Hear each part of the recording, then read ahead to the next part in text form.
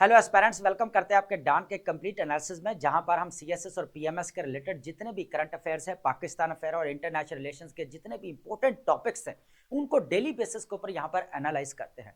यहां पर एक और चीज बता दूं, जो न्यू एस्पेरेंट्स है हमारे साथ एंगेजमेंट हो रही है उनकी, ठीक है, तो वो क्या कर सकते हैं, यहाँ पर करंट अफेयर की जो एक अलग से हमने प्लेलिस्ट या सीरीज को स्टार्ट किया हुआ है, जिसके अंदर करंट अफेयर भी है, पाकिस्तान अफेयर भी है और इंटरनेशनल रिलेशंस भी है, जो आपके सीएसएस के लिए और पीएमएस के लिए बहुत ज्यादा इंपॉर्टेंट है और बड़ी डिटेल्ड यहाँ पर जो है वो डिस्कशंस की जाती है। ठीक है, तो आप जो है डेली बेसिस के ऊपर अपने यहाँ पर एमसी स्टडी प्लेटफॉर्म पर जो है वो अपने लेक्चर ले सकते हैं। ठीक है, मजीद आगे जो है हम यहाँ पर प्लान भी इंट्रोड्यूस करवाने जा रहे हैं पीएमएस का, चाहे केपीके का है, आपका पंजाब का है, तो आप कैसे जो है यहाँ पर अपने ऑप्शनल सब्जेक्ट को सिलेक्ट कर सकते हैं। ठीक है, ओवरलैपिंग जो कर रहे होते हैं, कौन से यहाँ पर ट्रेंडिंग होने चाहिए, कौन से जो कह ले के ट्रेंडिंग टॉपिक्स है जिनको आप ऑप्ट कर सकते हो, उसके बाद अगर हाई स्कोरिंग को आप देख सकते हैं। ठीक है, तो ये सारी चीज़ों को हम यहाँ पर एनालाइज करने वाले हैं। ठीक है, जल्द ही, ठीक है, उसके ऊपर काम चल रहा है। लेकिन आज जो हम डिस्कस करने वाले हैं डान का कंप्लीट एनालिसिस, यहाँ पर रहेगा इशरत हुसैन साहब की का जो ओपिनियन है वो बहुत ज्यादा इंपॉर्टेंट है। उसके साथ साथ यूक्रेन रशिया के मसले को लेकर डिस्कस करने वाले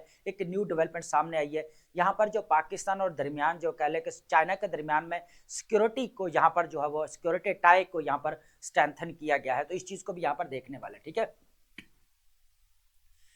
सबसे पहले हमारे पास जो टॉपिक्स रहेंगे, ओपिनियंस है हमारे पास, फर्स्ट 3 ओपिनियंस हैं जिनको हम यहाँ पर एनालाइज करने वाले हैं। ठीक है, अच्छा यहाँ पर कुछ ओपिनियंस ऐसी भी होती है जो जनरल डिस्कशंस के लिए होती है, यहाँ पर हम एज ए रेफरेंस कोट नहीं कर सकते मेन एग्जाम के अंदर, लेकिन यहाँ पर जो कह ले कि मलिया लोधी साहब हैं, इशरत हुसैन साहब हैं, इनके अगर कोई ओपिनियंस आते हैं तो इनको हम एज ए रेफरेंस या एग्जाम्पल कोट कर सकते हैं कि इशरत हुसैन साहब ने ये कहा है, और अगर देखा जाए तो मलिया लोधी साहब के अकॉर्डिंग अगर ये चीज़ आ रही है। ठीक है, तो इसमें हम आज पहले देखते हैं रेमिटेंसेस बून और बैन, ये काफी इंपॉर्टेंट टॉपिक है। बेसिकली इशरत हुसैन साहब ने जो इसके अंदर जो चीजें बताई हैं, एक तो एडवांटेजेस बताए हैं रेमिटेंसेस के, और उसके बाद अगर देखा जाए तो यहाँ पर डिसएडवांटेजेस भी बताए हैं। जो ओवरसीज पाकिस्तानी जो वर्कर्स जहाँ पर बाहर जाते हैं और कमाकर पैसा यहाँ पर भेजते हैं, बेसिकली वो रेमिटेंसेस हमारे सारे। तो सॉल्विंग पाकिस्तान, ये क्या चीज है, बेसिकली हो क्या रहा है कि हर कोई यहाँ पर देख ले कि मीडिया के ऊपर देखेंगे आप, यहाँ पर हर जगह पे पब्लिक प्लेसेस है, चाहे जहाँ पे, तो एक ही चीज यहाँ पर नजर आती है, इश्यूज चैलेंजेस पाकिस्तान को फेस करना पड़े हैं, प्रॉब्लम्स पाकिस्तान को फेस करना पड़े, थ्रेट्स पाकिस्तान को इंटरनल एक्सटर्नल देखने पड़े हैं। लेकिन इसके साथ जो है ना, एक प्रैग्मेटिक एंड प्रैक्टिकल सॉल्यूशन की कोई नहीं बात करता। असल बात यहाँ पर ये की गई है इसके अंदर। ठीक है, इसको यहाँ पर डिस्कस करने वाले सेकंड हमारे पास थर्ड वन पे हमारे पास है ट्रस्ट नो वन, किसी के ऊपर जो एतबार नहीं करना चाहिए। ये किस कॉन्टेक्स्ट में बोला जा रहा है, ये बेसिकली बोला जा रहा है जहां पर जो लीडरशिप है उनको अपने ही यहाँ पर लोगों की वजह से जो है असैसिनेट किया गया। फॉर एग्जाम्पल इंदिरा गांधी का केस इसके अंदर डिस्कस हुआ है, उसके बाद सदाम हुसैन का यहाँ पर इराक के अंदर 2003 का यहाँ पर डिस्कस हुआ, उसके बाद 1979 के अंदर जो साउथ कोरिया के प्रेसिडेंट थे उनके ही इंटेलिजेंस ने उनको जो है मौत के घाट उतारा। उसके बाद अगर यहाँ पर देखा जाए 2011 के अंदर उसामा बिन लादेन के ऊपर जो ऑपरेशन नेपच्यून स्टार्ट किया गया, इसको भी डिस्कस करेंगे। उसके साथ साथ अभी जो रिसेंटली यहाँ पर डेवलपमेंट हुई लैटिन अमेरिका के अंदर, वेस्टर्न हेमस्फीयर के अंदर, तो यहाँ पर जो वेनेजुला के जो निकोलस मदुरो है उनको यहाँ पर अरेस्ट किया गया 3 जनवरी को, और यहाँ पर स्ट्राइक्स की गई। ठीक है, तो अगर देखा जाए तो यहाँ पर भी जो है वो काफी कह ले के ट्रस्ट डेफिसिट का सामना करना पड़ता है लीडरशिप्स को, तो ये चीज यहाँ पर डिस्कस करने वाला काफी इंपॉर्टेंट रहेगा। उसके बाद पाकिस्तान और चाइना वर्किंग ग्रुप, अब वर्किंग ग्रुप है जो क्या कर रहा है, बेसिकली क्या उसका डीपनिंग सिक्योरिटी टाइज, इसका काम रहेगा कि यहाँ पर 1 ईयर के अंदर आफ्टर 3 मंथ क्या करेंगे, यहाँ पर मीटिंग्स होगी, आप क्या किया जाएगा, जितने भी कह लेके चाइनीज यहाँ पर वर्कर्स काम करते हैं उनको प्रोटेक्ट किया जाएगा, यहाँ तक कि प्रोटेक्शन यूनिट भी इस्लामाबाद के अंदर बनाए जाने की बात की। तो ये एक अच्छी बात है, क्योंकि जब एफडीआई जो नहीं आ रही तो लोगों को एटलीस्ट फॉरेन्स को ये पता चलेगा कि पाकिस्तान सिक्योरिटी प्रोवाइड कर रहा है यहाँ पर। ठीक है, तो फिर वो आएंगे। नो डाउट स्ट्रक्चरल रिफॉर्म्स भी चाहिए, वो एक अलग डिबेट है, लेकिन यहाँ पर सिक्योरिटी की बात कर रहे हैं।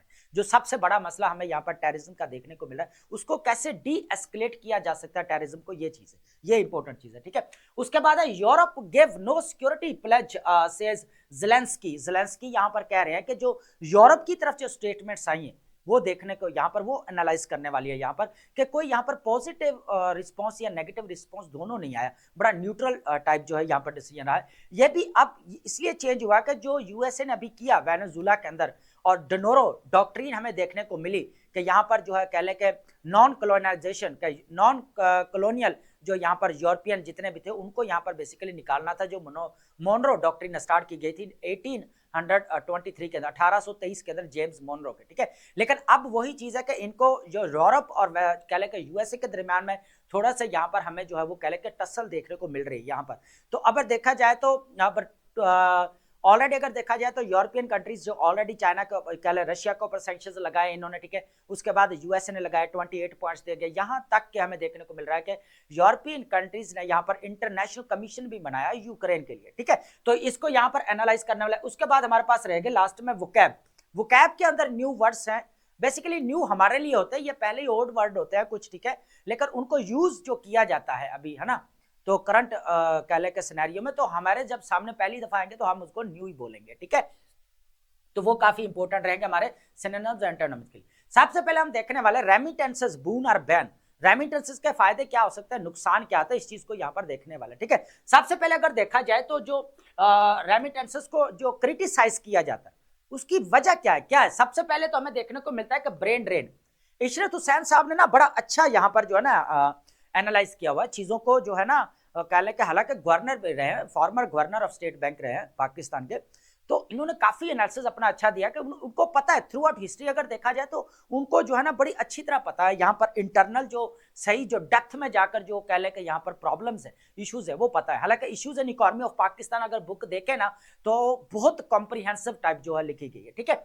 तो अब देखा जाए तो रेमिटेंसेस ये एज ए रेफरेंस के लिए हमारे लिए बहुत ज्यादा इंपॉर्टेंट रहेगा। ये ओपिनियन मैं खुद कह रहा हूँ कि ये बहुत ज्यादा इंपॉर्टेंट है। मैं सबसे पहले देखा जाए तो ब्रेन ड्रेन, रेमिटेंसेस की वजह से अब क्या होता है, वर्कर्स यहाँ पर क्या करते हैं, बेटरमेंट लाइफ के लिए क्या करते हैं, यहाँ पर फॉरेन जाते हैं, फॉरेन से पैसा कमाते हैं, तो ब्रेन ड्रेन भी तो बढ़ती है ना, स्किल्ड लोग जब बाहर चले जाएंगे, ठीक है, यहाँ पर पढ़े लिखे लोग। उसके बाद एक्सेसिव कंजप्शन हमें देखने को मिलती है बहुत ज्यादा।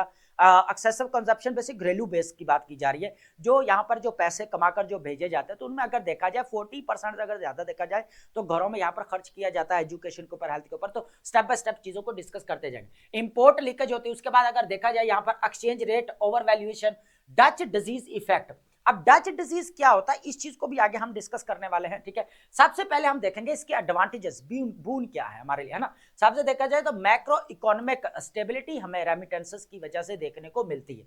अब हो क्या रहा है, stable external inflows, reducing boring depend. एक तो डिपेंडेंसी जो हमें यहाँ पर लेने पर बोरो जो करने पड़ते हैं या उसकी जो डिपेंडेंसी है, वो डिपेंडेंसी को यहाँ पर क्या होता है कम हो जाती है इसके रेमिटेंसेस की वजह से। उसके अलावा अगर देखा जाए तो फॉरेन एक्सचेंज रिजर्व जो है वो बढ़ जाते हैं यहाँ पर, तो ये दो फायदे होते हैं। उसके बाद पावर्टी रिडक्शन की बात की जाए तो अब यहाँ पर गरीब जो लोग हैं पावर्टी लाइन से भी नीचे बिलो जो है रह रहे हैं, 44% हमें पावर्टी लाइन मिल रही है अकॉर्डिंग टू वर्ल्ड बैंक। मलिया लोधी साहब ने लास्ट टाइम यही डिस्कस किया था कि अगर देखा जाए तो जो लोग यहाँ पर पावर्टी लाइन के बिलो हैं वो क्या करते हैं, अपने कह लें कि एक बेटर लाइफ के लिए बाहर चले जाते हैं, बाहर काम करते हैं, फिर पैसा कमाकर पाकिस्तान भेजते हैं, और जो पीछे फैमिली होती है उनको सपोर्ट करते हैं, है ना। तो अगर देखा जाए तो पावर्टी यहाँ पर हमें रिड्यूस होती हुई नजर आती है। उसके बाद अगर देखा जाए ह्यूमन कैपिटल ग्रोथ में होता है क्या कि जो बाहर से जब पैसा आ रहा है, सब कुछ आ रहा है, तो हो क्या रहा है कि लोग फिर जो पीछे रह रहे हैं वो क्या करते हैं, एजुकेशन के ऊपर अपने बच्चों के इन्वेस्ट करते हैं, हेल्थ के ऊपर करते हैं,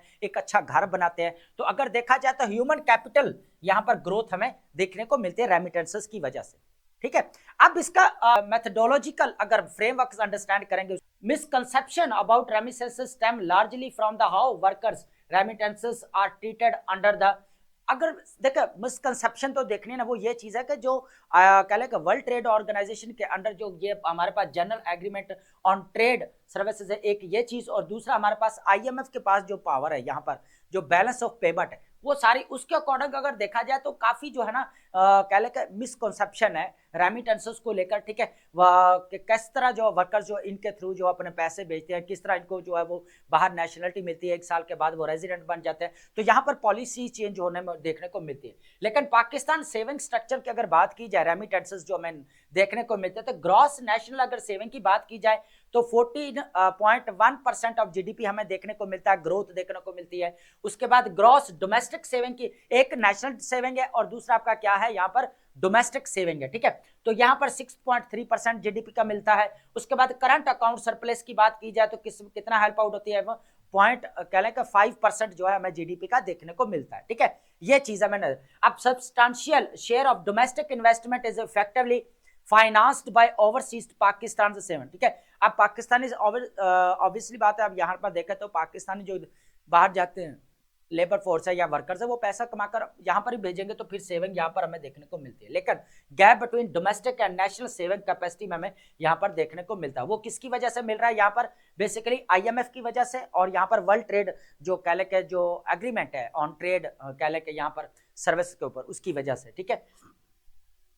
अब ब्रेन ड्रेन, अब इसके जो है ना थोड़े से लॉसेस जो है ना इसके कह ले के नेगेटिव इंपैक्ट्स रेमिटेंसेस के जो है ना ये देखते हैं कि क्या होता है, हो क्या रहा है। यहाँ पर examine core concern brain drain labour market dynamics, इस चीज को देखेंगे कि पाकिस्तान एड्स नियरली 2 मिलियन।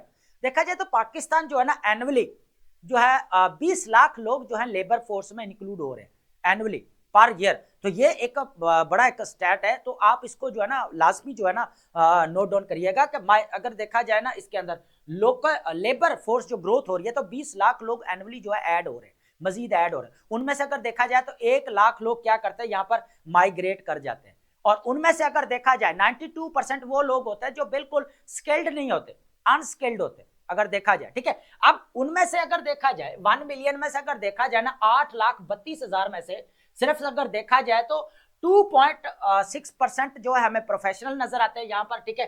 थोड़े जो कह ले के जो सही कह ले के हाई क्वालिफाइड होते हैं, ठीक है। उसके बाद अगर कहा जाए तो 5.3% हमें जो है हाई स्किल्ड नजर आते हैं, ठीक है। एक तो प्रोफेशनल नजर आते हैं, दूसरे बाद हमें जो है वो स्किल्ड भी नजर आते हैं। जो हमें यहाँ पर देखने को मिले ना high qualified and high skilled, तो इसमें डॉक्टर्स, इंजीनियर्स, प्रोफेसर्स, ये आपके जितने भी आ जाते हैं इसके अंदर, तो अगर देखा जाए तो 2.6% है। बाकी सारे वो लोग हैं जो स्किल्ड है, जाकर मजदूरी करते हैं, उधर लेबर डेली वेजेस के ऊपर काम करते हैं, है ना।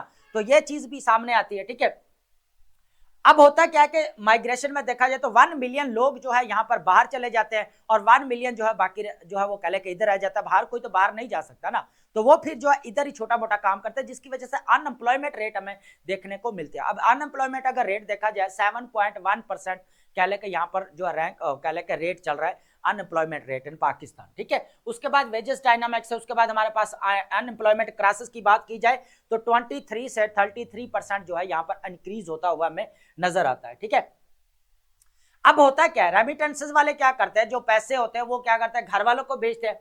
अब घर वाले में कैसे ह्यूमन डेवलपमेंट लगाते हैं, ये चीज यहाँ पर देखना इंपॉर्टेंट है।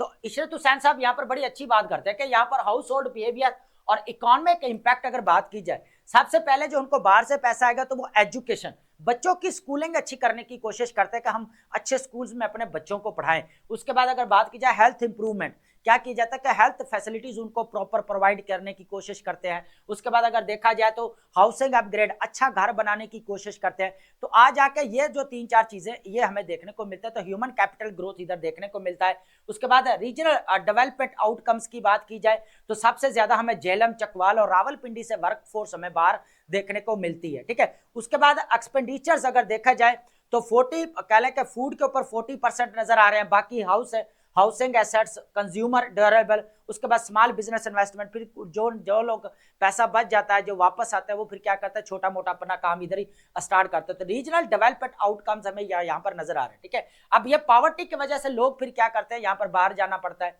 तो ये भी चीज है।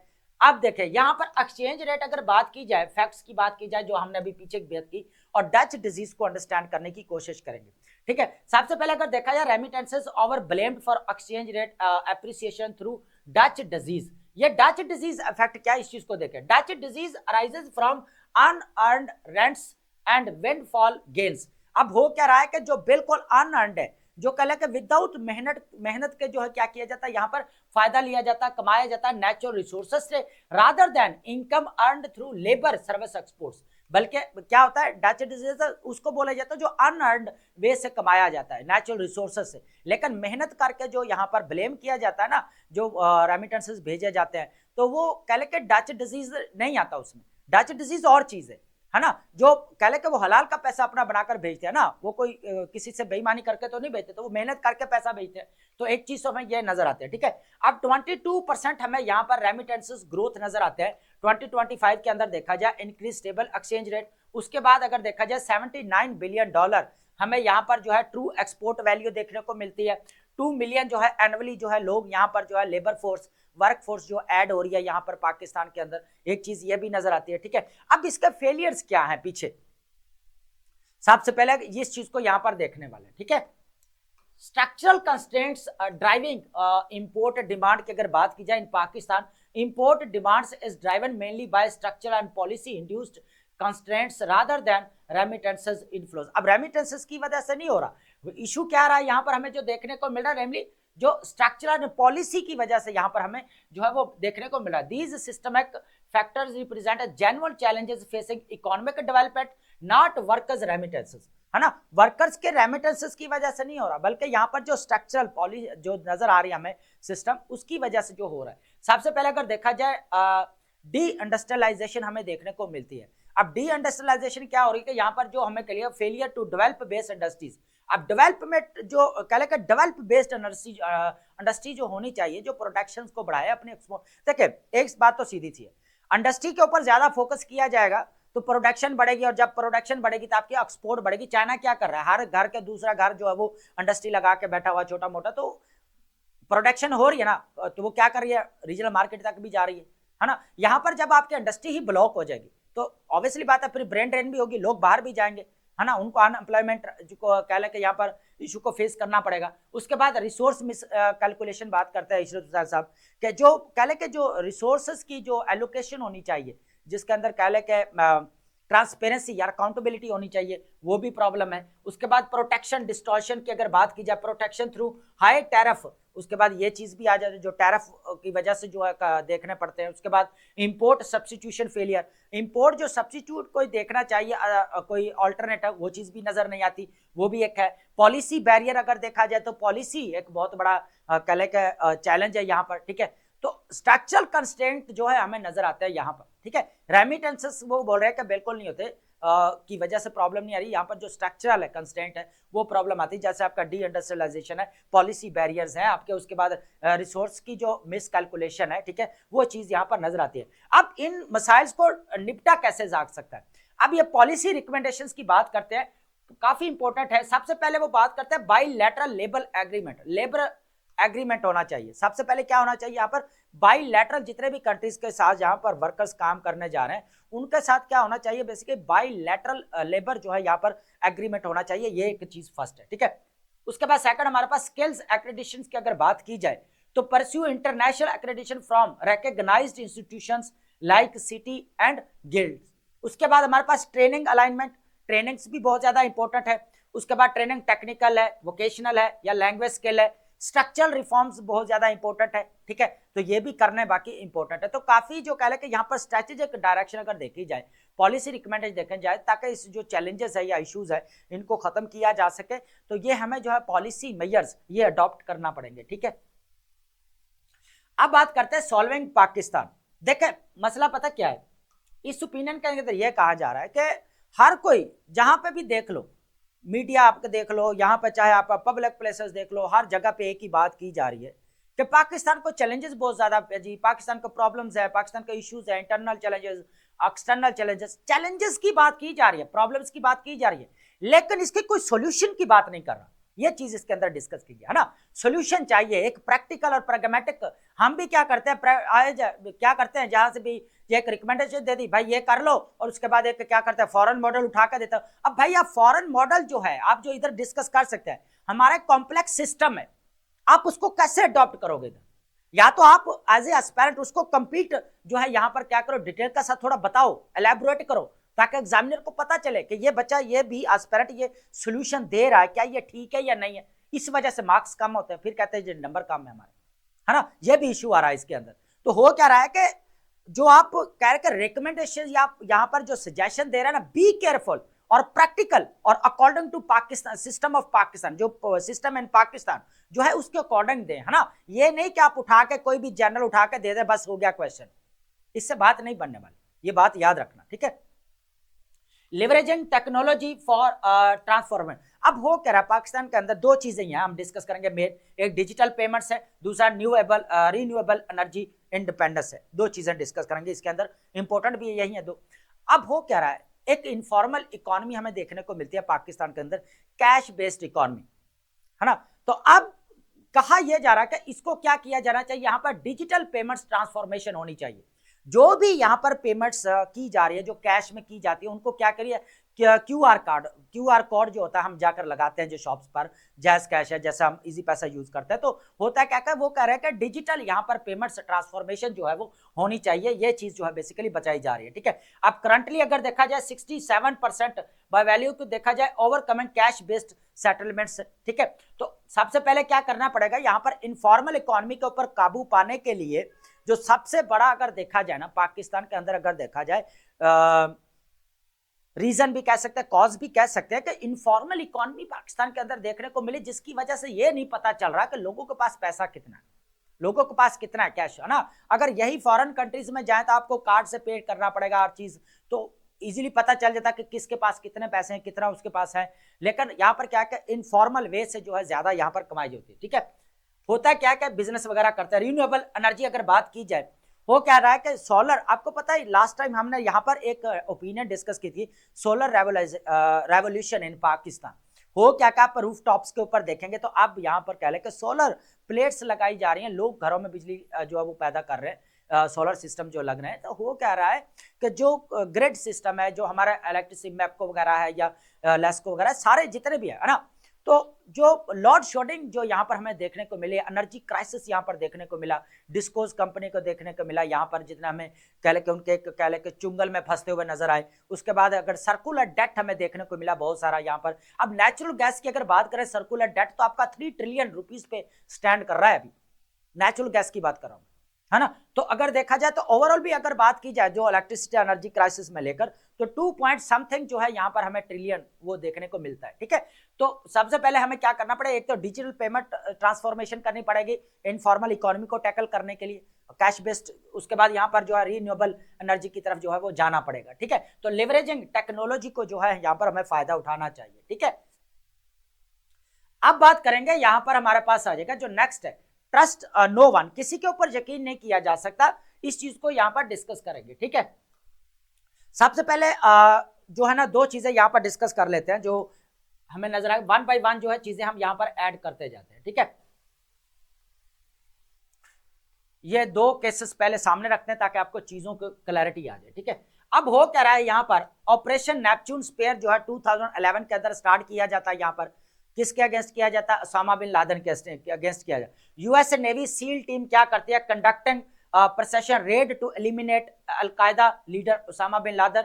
और ये जो हमें देखने को मिला, यहाँ पर 79 सील्स जो हमें देखने को मिले जो इस ऑपरेशन के अंदर थे, 4 हेलीकॉप्टर्स हमें देखने को मिले। और ये जो पूरा मामला इन्होंने तय किया, ये पूरा कितने मिनट्स में इन्होंने कंप्लीट किया ऑपरेशन, 38 मिनट्स में इन्होंने इस ऑपरेशन को कंप्लीट किया 2011 के अंदर ओसामा बिन लादेन के, ठीक है। Watched live by Barack Obama, यहाँ पर हमें देखने को मिला बराक ओबामा जो उसके बाद हिलरी क्लिंटन यहाँ पर जो सेक्रेटरी ऑफ स्टेट थे उस वक्त, तो दोनों बैठकर जो है यूएसए के अंदर ये पूरा लाइव जो है इस जो है कह ले कि इस चीज को यहाँ पर उन्होंने नोट देखा, पूरा लाइव इसको जो है किया देखा, सॉरी, है ना।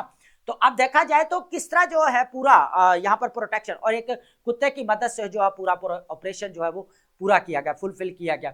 उसके बाद यही चीज हमें देखने को मिली ऑपरेशन एब्सोल्यूट रिजॉल्व, जो 3 जनवरी को यहां पर किया जाता है वेनेजुला के अंदर, जो निकोलस मदुरो को यहां पर कैप्चर किया जाता है और उनकी वाइफ को भी यहां पर अरेस्ट करके कह लें कि न्यू कोर्ट हाई कोर्ट्स के अंदर न्यूयॉर्क के अंदर हाई कोर्ट के अंदर पेश किया जाता है, जहां पर उनको ऊपर ब्लेम लगाया जाता है कि वो बेसिकली गन वेपन्स जो है वो यूएसए के कर रहे हैं। उसके बाद ड्रग ट्रैफिकिंग नजर आती है, नार्को टेररिज्म नजर आती है, तो ये काफी ब्लेम्स उसके ऊपर लगाए जाते हैं। लेकिन वो इस चीज को यहाँ पर एक्सेप्ट नहीं करते कि ये सब इल्जाम झूठ है, उनकी वाइफ ने भी बोला। अब यहाँ पर हो क्या रहा है, देखें, ट्रस्ट नहीं है, यहां पर ट्रस्ट डेफिसिट देखने को मिल रहा है। अब देखें जो गवर्नमेंट आ रही है यहां पर, जो अभी एंड टाइम गवर्नमेंट, अब यूएसए चाहता है कि यहां पर जो सोशलिज्म है उसको खत्म किया जाए, डेमोक्रेसी को यहां पर इंप्लीमेंट किया जाना चाहिए, ठीक है। ये चीज है। अब ये दोनों कैसे, इसके अंदर अगर देखा जाए ना, ऑलमोस्ट 150 एयरक्राफ्ट जो है वो देखे गए। उसके बाद 30 मिनट्स में ये जो है पूरा अबडक्शन हुई, 30 मिनट्स में, ओनली 30 मिनट्स में, watched bye live president Trump. और यहां पर जो अगर देखा जाए तो प्रेसिडेंट ने जो है लाइव जो इसको हमारे लोगों के अंदर फ्लोरिडा के अंदर बैठकर जो इस लाइव ऑपरेशन को यहां पर इन्होंने देखा। अब हो क्या रहा है, चीजें यहां पर देखें, 2003 के अंदर क्या होता है, 2003 के अंदर जो कह लें कि यहाँ पर सदर सद्दाम हुसैन के साथ जो यहाँ पर जो है यूएसए भी इंटरवेंशन करता है यहाँ पर, फिर यहाँ पर जो है कह लें कि अपने ही लोगों ने यहाँ पर कह लें कि फौजियों के यूएसए कह लें कि फौजियों की एक क्यादत में जो है ना एक बैंकर्स लेकर आए जो छुपा रहा, बाद में जो है वो क्या किया, ब्लेम लगा इनके ऊपर सदर सद्दाम, फिर उनको जो हैंग किया गया। इसी तरह जो हमें केस नजर था ममर कजाफी, उनको भी जो है इस तरह किया अपने लोगों। उसके बाद अगर देखा जाए हम बात कर रहे थे चौधरी असलम की, अब बहुत ज्यादा जो है वो कह लें कि डिबेट में भी इंडिया ने मूवी बनाई इसके ऊपर।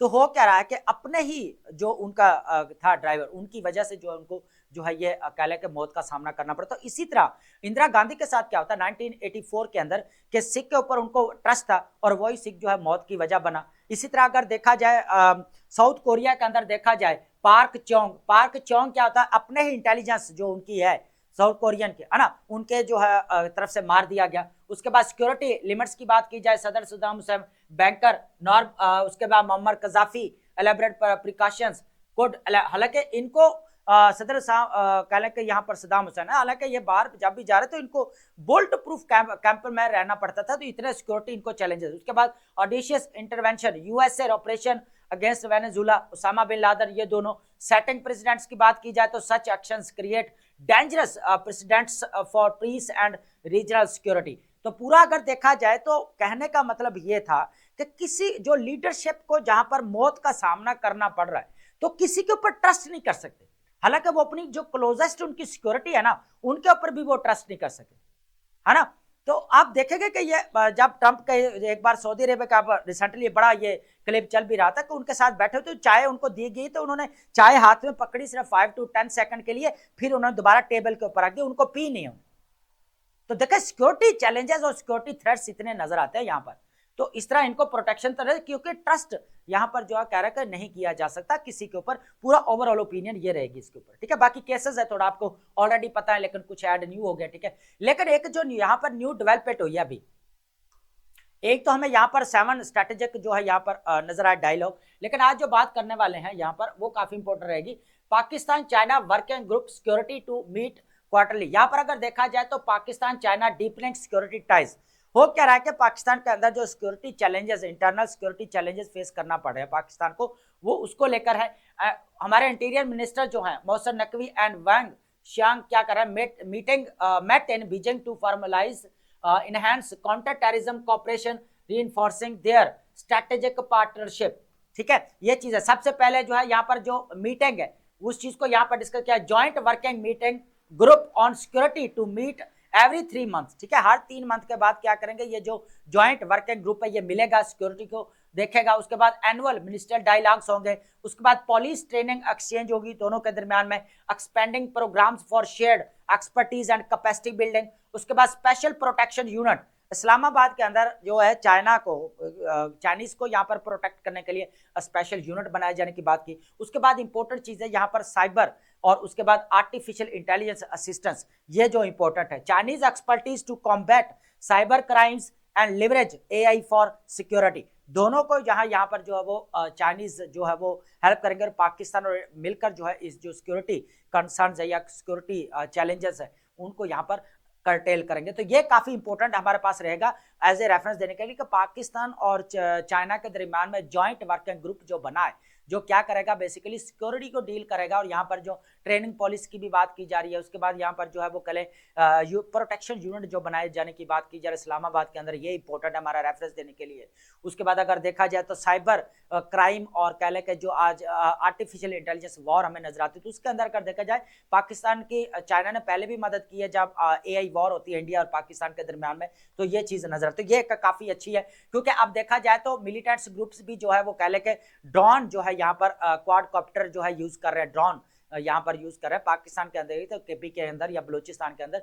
तो पाकिस्तान भी जो है इसके ऊपर काम कर रहा है और एंटी ड्रोन सिस्टम जो है यहाँ पर लॉन्च कर रहा है, स्पेशली अगर केस की बात की जाए केपीके की, ठीक है। अब यूरोप की बात करते हैं कि यूरोप ने क्या किया, यही वो यूरोप था अभी रिसेंटली यूरोपियन यूनियन। अब ये डिसीजन देखे, ये वेनेजुला के केस के बाद की चीजें सामने आ रही। इससे पहले क्या हुआ कि यूरोपियन यूनियन ने क्या किया कि एक इंटरनेशनल कमीशन बनाने की बात की कि हम यूक्रेन के अंदर इंटरनेशनल कमीशन जो है यहाँ पर लॉन्च करेंगे, ठीक है, जो पूरा मॉनिटर करेगा डैमेजेस हुआ जितना भी, है ना। अब फिर जो है रिसेंटली हमने ये भी डिस्कस किया कि जो ज़ेलेंस्की की तरफ से ये बताया जा रहा है कि 90% जो प्लान रेडी है, सिर्फ डॉन बेस को लेकर, और 20% जो टेरिटरी रशिया ने कैप्चर किए उसको लेकर अभी चीज़ें डिस्कशन में। उसके बाद ज़ेलेंस्की ने ये बोला कि हमें फुल प्रूफ सिक्योरिटी गारंटी दे मिलनी चाहिए, तो वो चीज़ यहाँ पर अब डिस्कस करने वाले हैं कि किस तरह जो है यहाँ पर जो यूरोप का कह ले के एम्बिगुअस सा जो है वो कह ले के रवैया था।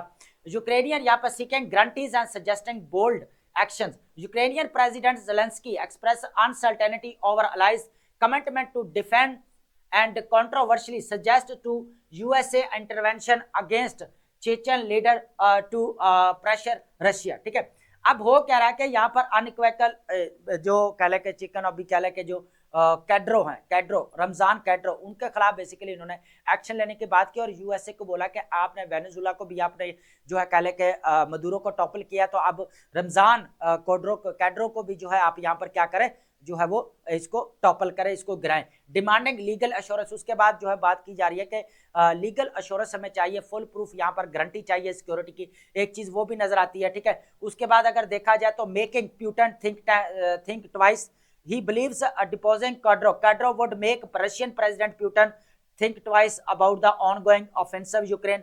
ठीक है, तो अब पूरा देखा जाए तो रमजान कुड्रो के दरमियान जो है वो उसके ऊपर ब्लेम है कि वो जो क्या करता है रशियन प्रेसिडेंट के साथ जो है वो कह ले थिंक ट्वाइस है उसके साथ पॉलिटिकल वेल। लेकिन यहाँ पर अगर देखा जाए unequivocal defence, Zelensky lack clear unequivocal answer from European alliance how they would defend Ukraine if Russia attacked. तो ये चीज यहाँ पर नजर नहीं आई कि उन्होंने बोला गया कि अगर रशिया दोबारा अटैक करता है तो यहाँ पर यूरोपीय यूनियन क्या करेगा, लेकिन इनके ना तो आगे से कोई स्टेटमेंट नहीं आई, ना नेगेटिव आई ना पॉजिटिव। तो यहाँ पर इन्होंने यहाँ पर देखने को मिली है क्लियर एंड अनइक्वेकल आंसर हमें यहाँ पर देखने को मिल रहा है कि बेसिकली अगर बोला जाए तो यस, अगर आर्टिकल के अकॉर्डिंग अगर देखा जाए तो जो राइटर है वो यही कह रहा है कि बोलना तो यस चाहिए, लेकिन अब क्या होता है इस चीज को नेक्स्ट देखना पड़ेगा, जब न्यू एनालिसिस आएगा तो देन इसको समझेंगे। ठीक है, अब जो है हमारे पास है लेकिन ये एनालिसिस जितने तक हमने किया ये मोर देन इनफ है। आप इसको जो है वो अपने एज ए रेफरेंस, अगर यूक्रेन रशिया का मसले को लेकर आता है या कह लें कि आपको कहीं पे रेफरेंस देना पड़ता है तो आप कह सकते हैं कि अभी कोई सोल्यूशन यहाँ पर देखने को हमें नहीं मिला। ठीक है, और जो 28 पॉइंट्स है या 90% जो बात की जा रही है, इंटरनेशनल कमीशन की बात की जा रही है, सैंक्शन जो कह लें रशिया के ऊपर लगाए गए यूएसए की तरफ से, यूरोपीय यूनियन की तरफ से। ठीक है, तो ये सारी चीजें आप जो है आप एज ए रेफरेंस कोट कर सकते हैं। ठीक है, अब हम डिस्कस करते हैं, हमारे पास इंपोर्टेंट वर्ड्स हैं उनको हम देखते हैं।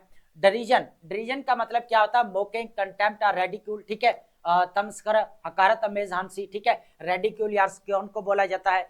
सैलिवेट, अब सैलिवेट सैलिवा से जो लुआब निकलता है मुंह से, तो ये वर्ब है हमारे पास सैलिवेट। ठीक है, तो यहाँ पर to produce saliva and to desire eagerly. ठीक है, लुआबदन का या ललचाना, ड्रूल या क्रेव। ठीक है, क्रेविंग होना। ठीक है, तो ड्रेजन हमारे पास इंपोर्टेंट वर्ड रहेगा, ड्रेजन को आप नोट डाउन करें। सिंड्रोम ऑलरेडी आपको पता है, सेट ऑफ रिलेटेड सिम्टम्स को या ट्रेट्स को बोला जा सकता है, कंडीशंस को बोल सकते हैं आप। ठीक है, उसके बाद कोर्स को बोल सकते हैं। ठीक है, विसरल, विसरल आपका ऑलरेडी जो है यहाँ पर पीपीएससी के अंदर जो है वो पूछा जा चुका है, वन पेपर के अंदर, एफपीएससी के अंदर भी ये जो है वो पूछा जा चुका है विसरल। ठीक है, काफी इंपॉर्टेंट है। Deeply emotional and instinctive. ठीक है, उसके बाद गट लेवल एंड इंस्टिंक्टिव बोला जाता है इसको। ठीक है, कैस्केडिंग, कैस्केडिंग का मतलब ये हमने कैस्केड वर्ब डिस्कस किया था, आज इसका प्रेजेंट पार्टिसिपल जो है डिस्कस करेंगे। Occurring in a chain. ठीक है, एक चेन में या कड़ी में जो है वो रूनुमा होना, सिलसिलावार। ठीक है, चेन लाइक या सीक्वेंशियल। ठीक है, उसके बाद हमारे पास पैरानॉइड, पैरानॉइड का मतलब होता है एक्सेसिवली सस्पिशियस को बोला जाता है या फेयरफुल को बोल सकते हैं। शदीद बदगुमान जो होता है, बदगुमान, उसको बोल सकते हैं हम क्या, पैरानॉइड। ठीक है, अब पैरानॉइड का बोला जाता है तो डिस्ट्रस्टफुल, जिसके ऊपर यकीन नहीं किया जा सकता, डाउट, सस्पिशियस कह सकते हैं, मशकूक टाइप को। ठीक है, उसके बाद हमारे पास वेंजफुल, वेंजफुल इंपॉर्टेंट हमारे पास वर्ड है। वेंजफुल का मतलब होता है सीकिंग रिवेंज, क्या करना, बदला लेने की कोशिश करना, इंतकाम, revengeful. Vindictive, vindictive important word है हमारे पास, विंडिक्टिव, विंडिक्टिव का क्या मतलब होता है कि दोबारा बदला या इंतकामी जो है वो सोच रखना। क्लैंडनस्टाइन, क्लैंडनस्टाइन ऑलरेडी पता है, सीक्रेट या हिडन को बोला जाता है। ठीक है, सीक्रेट या कॉवर्ट। अब ओवर्ट या कॉवर्ट आपका पूरा फ्रेज यूज होता है, जैसे डायरेक्टली इनडायरेक्टली होता है, तो आप यहाँ पर ओवर्ट एंड कॉवर्ट, ठीक है, अंदरूनी और बैरूनी या कह ले के खुफिया या पोशीदा, दोनों का। ओवर्ट का मतलब क्या होता है, यहाँ पर जो है वो कह ले के खुला है ना, ओपनली, ठीक है, वाजे।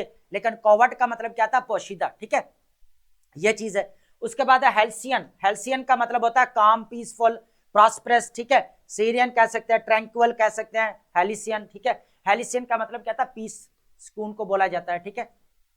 उसके बाद हमारे पास रहेगा यहाँ पर नेक्स्ट वर्ड जो आएगा एस्वेज, एस्वेज्ड ऑलरेडी आपका आ चुका है वर्ड, मेड लेस इंटेंस या सूद, ठीक है, कम किया गया या तस्कीन देना, ठीक है, टेंशन को कम करना, रिलीव या ईज्ड, ठीक है। उसके बाद है चेडेड, चेडेड का मतलब होता है स्कॉल्डेड, माइल्डली, हल्की सर्जिश करना, ठीक है। उसके बाद रेप्रीमेंडेड, डांटना हल्का सा, ठीक है, स्कॉल्डेड। इनविगोरेट, इनविगोरेट का मतलब होता है टू एनर्जाइज या स्ट्रेंथन करना। इनविगोरेट का मतलब क्या था, जहां पर हम स्ट्रेंथन की बात कर रहे हैं ना, स्ट्रेंथन करता। अब इनविगोरेट आप जो है वर्ड यूज करते हैं कर सकते हैं यहाँ पर एनर्जाइज या रिवाइटलाइज करना, ठीक है। तो इनविगोरेट जो है आप राइटिंग स्किल के अंदर यूज करें, ठीक है। उसके बाद अनइक्वाइकल, ये हम ऑलरेडी पहली दफा जो है पहले काफी दफा डिस्कस कर चुके हैं, इजी है। क्लियर को बोला जाता है, अगर अन को यहाँ पर एक हटा दिया जाए, इक्वैकल को लगा दिया जाए, तो फिर इसको बोला जाता है अम्बिगुअस, वेग को बोला जाता है, ठीक है। उसके बाद हमारे पास रहेगा अनएम्बिगुअस या क्लियर को बोला जाता है, ठीक है। ये हमारे पास रहेगा वर्ड मेस्ट्रोस, मेस्ट्रोस का मतलब होता है हाईली स्किल्ड, एक्सपर्ट्स को बोला जाता है, मास्टर्स को, उस्ताद को बोल सकते हैं आप, माहिरीन, एक्सपर्ट्स या वर्चुअस को बोल। स्पॉर्डेक आपको ऑलरेडी पता है, पॉज को बोला जाता है वक्फे वक्फे से, ठीक है। अकरिंग इरेगुलरली या scattered way. Entrenchment, entrenchment you know very well के फर्म एस्टेब्लिश, ठीक है, जड़ से जो है वो कह ले के बना हुआ होना, मजबूत जड़ से पकड़ होना, ठीक है, एस्टेब्लिशमेंट या एम्बेडेड, ठीक है। उसके बाद क्वेल, क्वेल अगर आप 20 ईयर्स सीएसएस के सॉरी यहाँ पर पेपर्स करें 20 ईयर्स, तो उनके अंदर क्वेल वर्ड जो है ऑलरेडी आपका पूछा जा चुका है। क्वेल का मतलब होता है टू सप्रेस या पुट डाउन करना, दबा देना, ठीक है, किसी को प्रेशराइज करना, सबड्यू कर देना। कॉर्प्यूलेंट, कॉर्प्यूलेंट इंपॉर्टेंट वर्ड है हमारा पास। वेरी फैट को बोला जाता है, बहुत मोटे को बोला जाता है, जो हेल्दी होता है। ओबेस या ओवरवेट को बोल सकते हैं, ठीक है। डाइडैक्टिक, डाइडैक्टिक का मतलब होता है इंटेंडेड टू टीच या इंस्ट्रक्ट, ठीक है, नसीहत आमेद या तालीम को बोल सकते हैं यहाँ पर, इंस्ट्रक्टिव या मोरलाइजिंग जो है बोल सकते हैं। तो ये वोकैब है, आप लाजमी जो है इसको एज ए सिनोनिम और एंटोनिम के लिए, और कोशिश किया करें जो डेली बेसिस के ऊपर आप राइटिंग कर रहे हैं, मैं पहले भी बताता हूं कि इसको जो है यूज किया करें और वेरिएशन लेकर आए, ताकि आपका रेपिटेशन वाला मसला जो है यहाँ पर सॉल्व हो जाए। Thank you so much.